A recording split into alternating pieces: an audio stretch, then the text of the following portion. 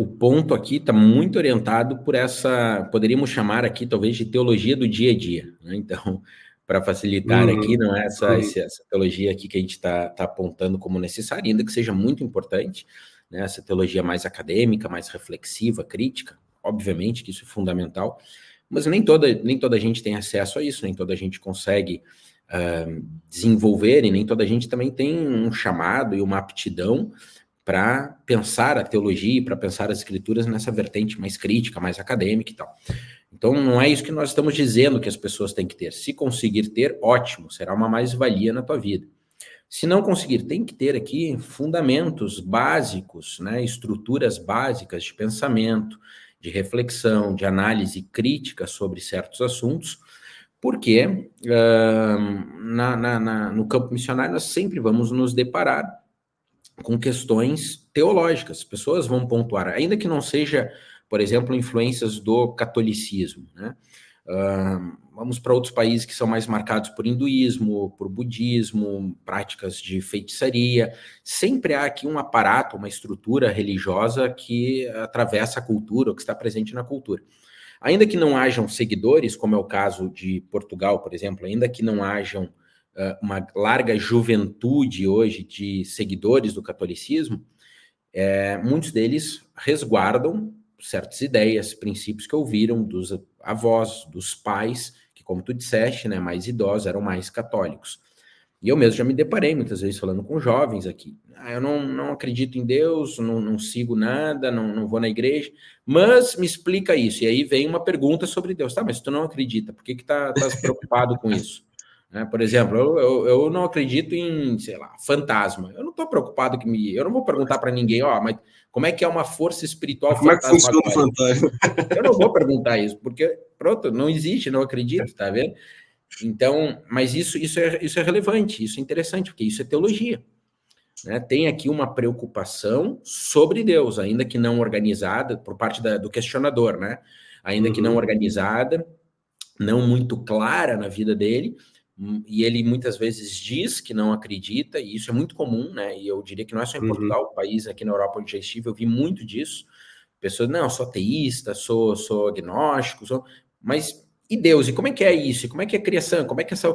Sempre tem alguma dúvida. Então, muitas vezes a afirmação da descrença ou da não crença é apenas para evitar o embate, para evitar a reflexão pessoal, para evitar a conversa sobre. Então, diz, eu não acredito e me afasto disso.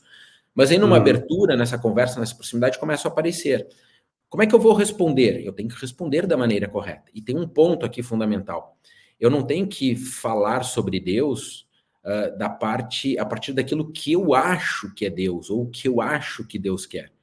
Nós somos, em última instância, porta-vozes do Criador do Universo.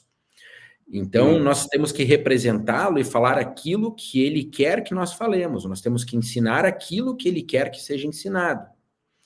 Por exemplo, veja aí essas reuniões cimeiras e outras reuniões, grandes encontros que tem aí de políticos. Muitas vezes, os líderes em si não conseguem ir, os líderes de governo, de Estado, e mandam representantes, porta-voz.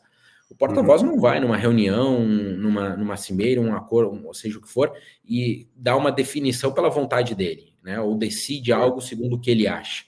Ele é um representante do Estado, ele é um representante do presidente, então ele tem que falar aquilo que representa efetivamente ou o seu país, ou o seu Estado, ou o seu governo. Até para normar um problema diplomático, né? Exatamente. Então, veja bem, nós somos representantes de Cristo na Terra. Né? Então, nós temos que falar aquilo que Cristo quer que nós falemos, nós temos que ensinar corretamente, nós temos que falar aquilo que a Bíblia fala, e não aquilo que eu acho, aquilo que eu entendo, ou aquilo que me agrada. E essas questões que nós comentamos agora, aqui, uns minutos atrás, de pessoas que vão nos questionar, pode ser que venha um questionamento mais simples, como esse que eu falei, pessoas que não têm vínculo com a religião, mas que a religião está lá presente na cultura. E aí suscita alguma ideia, suscita um questionamento, e aqui é uma oportunidade para eu responder, ensinar e ensinar bem, responder bem. Mas pode ser também que nós venhamos a nos deparar com pessoas que têm um grande envolvimento na sua religião, que têm um grande envolvimento em outras vertentes do cristianismo, ou até mesmo em outras religiões. E aqui o Sim. embate, a conversa, né, ela fica mais aprofundada, ela é mais crítica. E eu tenho que também ter bons argumentos, né? Então, eu acho que é isso. Ele vai dizer, não, mas eu acho que é isso. E acaba que aqui passa a existir uma conversa de verdades relativas, e o relativismo não soluciona nada, e não convence ninguém, porque cada um tem a sua própria verdade. Então, eu diria que Exato. nesse contexto é muito importante para a obra missionária essas bases teológicas, isso é fundamental. Mas lembrando algo, né, Rafael? A teologia está presente na vida do cristão, quer ele queira, quer não, está lá.